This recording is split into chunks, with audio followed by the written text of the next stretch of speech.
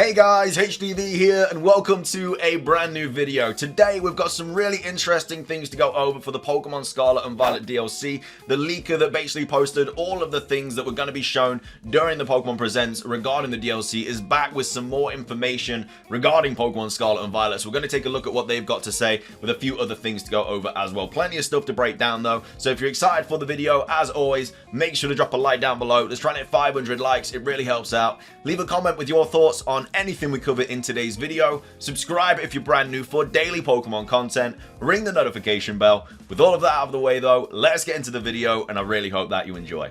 So, starting things off, the leaker is back. They have reappeared and posted some more information about what they were kind of talking about in the original leak. It was tweeted out by CentroLeak saying, "New leak, the person who accurately leaked the entire DLC announcement this week is back with more information." So, of course, we covered this leak earlier on in the week. So much rhyming going on here. And basically, yeah, it was they correctly predicted everything that was going to be shown regarding the DLC in the Pokemon Presents. They basically said they're a programmer, a Pokemon outsourcing company. They also said their English was very poor and they needed to use like a machine translation to do this. However, though, the second part of the leak, their English is magically perfect. So that's why I'm not like completely convinced. I'm not completely convinced it's the same person. Some people are saying that it is though because of how 4chan works. I'm not a massive user of 4chan, so I don't know how accurate it is. But either way, yeah, earlier on in the week, we obviously went over this. They basically said the theme of the DLC is Hidden Treasure of Area 0 and Hexagon. The version 1.2.0 includes dressable clothes as a reward for DLC purchases, which was correct. Obviously, they got the name of the DLC right with Hidden Treasure of Area 0. They basically got Paradox Suicune and Brizian's names correct. The typing's correct. They got the fact that there is a mystery Pokemon with a green mask, which is Ogerpon. And then also the third legendary is a huge, large blue turtle. That was right. And then obviously they went on to say we're working on a graphics enhancement patch for the new Nintendo Switch models that will be released alongside DLC 2. So that was the original leak. However, though, they are back with another one, which again, their English is apparently fluent now. I don't know if they've been doing Duolingo or something, but you know, they're much better at English now. So they came back and said, "I am the poster of this post. For identification, the original text of this is MD5 hash bunch of letters and numbers." And then, yeah, basically that's how it's confirmed it's the same person. I don't know how it works. I just think it's a little bit fishy how the English is suddenly like incredible. But either way, they then go on to say, "I'm not going to leak any more information. I just want to add some clarification to the previous one." So the Hexagon is not the third DLC title, but an element that is displayed many times in the DLC. So yeah, obviously in the last video I made, I kind of made the assumption that Hexagon could have been some more DLC because, you know, this person here said there was the Hidden Treasure of Area 0, and then there's also the Hexagon DLC.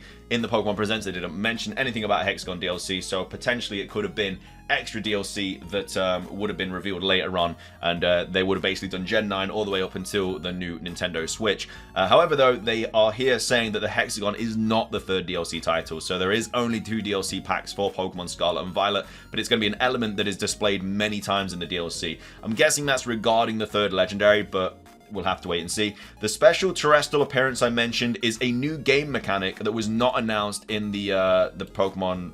I don't know what that is, the PV? Is that the Pokemon video or the Presents video?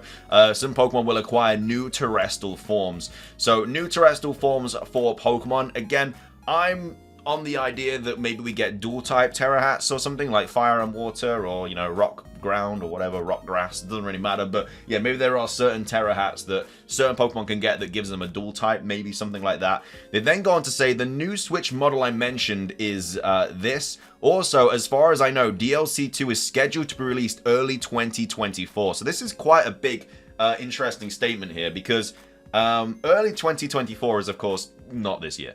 However, the dates that Pokemon basically posted during the trailer was fall 2023 and winter 2023. Now those are just placeholders because if you go onto the actual store and buy the DLC, it says the first DLC pack is winter 2023.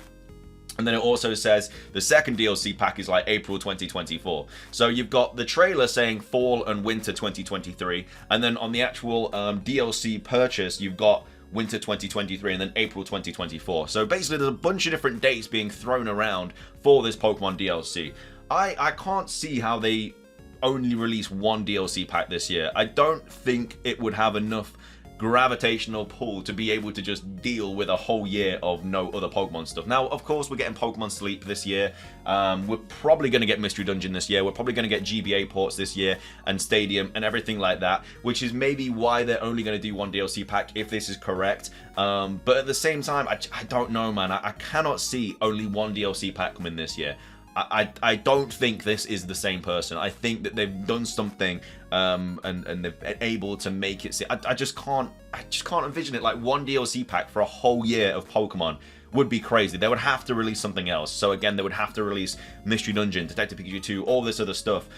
Because the thing is with the Teal Mask, like I'm looking forward to it, but I'm not super excited about it. I'm much more excited about the Indigo Disk. I really like the whole underwater kind of battle facility, the strong trainers, the third legendary. I'm not really bothered about like these new legendary Pokemon in the Japanese festival because I'm not really a massive fan of any of them. I don't really like I mean, Monkey Dory I think is generally one of my least favorite Pokemon. I've not seen it in game and stuff. I've only seen the artwork, but I don't like the design at all. And again, that's just my opinion. I love the bird, but yeah, the bear/dog thing and then Ogerpon, like I'm not massive fans of. And I don't know, I'm just more excited for the second DLC. So if the only DLC we're getting this year is the Teal Mask, for me it's a little bit disappointing. We have to get other things to kind of go along with it, otherwise people are just going to lose interest. People aren't going to, like, it got announced in February for November now, which is probably going to be when it gets dropped if it is like, you know, fall, because November is fall. It's not like with a new game, if like Gen 5 remakes were announced, then fair play because you can get excited for that. I can't really get excited for like an hour of Pokemon content. Like it's probably going to be like an hour or 2 hour DLC, and I've got to wait all year just to do that. Like, nah, man. I don't. I'm a massive Pokemon fan, have been my whole life, but I can't get excited about that. But yeah, obviously the dates for the DLC is kind of all up in the air because as well as that, with the Isle of Armor and Crown Tundra, when they announced that, they said June for Isle of Armor and then they said winter 2023 for the Crown Tundra. However, though, the Crown Tundra came out in October, which is not winter, it's fall. And so the fact that it's fall and winter that they've said in the trailer is just placeholders. But then you got this person here saying that the second DLC pack is going to get released early 2024. And then he says other contents have already been announced. Sorry for the unclearness before. So again, I'm not completely convinced this is the same person. I don't see how we only get one DLC pack this year as like a main series Pokemon thing. Because if something else big was dropping, I think they would have announced it in Pokemon Day.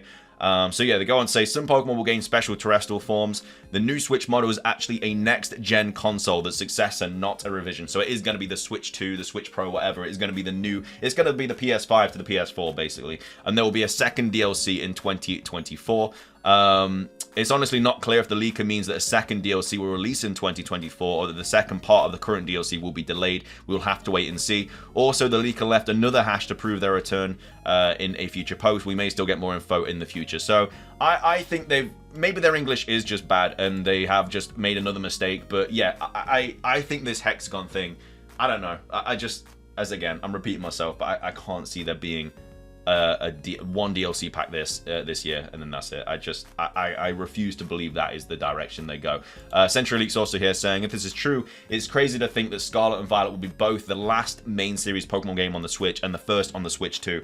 For me, it makes more sense for them just to have Gen 9 on the original Switch and then just finish it on there and then start the next Switch with like a Legends Unova or a Let's Go Johto like they did with Pokemon Let's Go Pikachu and Eevee, or Gen 5 remakes or something like that. Like I don't know how they can have Gen 9 through this and then the next one. Obviously we'll be able to play Gen 9 on the next Switch console, but I don't know, man. I don't know. I'm a little bit annoyed about the idea that we might only get one DLC pack this year. I don't know. Like I think that would just be such a slow year for Pokemon. Like again, as I've said, like 1 2-hour DLC for a whole year is just crazy to me. And especially if you're not a fan of Detective Pikachu 2, you're not a fan of Mystery Dungeon, which again most likely will be dropping this year, you've not really got much excited to get, like you've not got much to get excited about, like at all. Like I'm not, like I say, super excited about the Teal Mask.